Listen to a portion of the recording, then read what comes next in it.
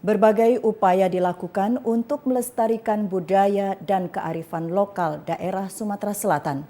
Salah satunya melalui peringatan Hari Ibu, mengadakan bazar yang melibatkan sejumlah UMKM.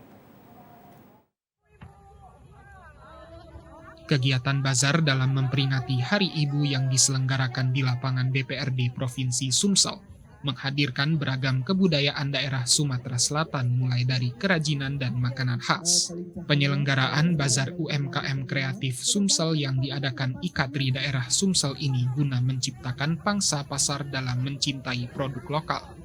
Salah satu UMKM menghadirkan produk berupa ikan ogan, tempoyak, keripik, dan rajutan khas Oku.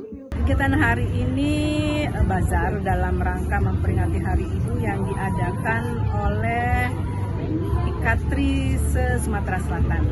Kita bawa produk-produk khas Oku ya. Ini ada kopi resam, kemudian ada ini kerupuk ikan ugan.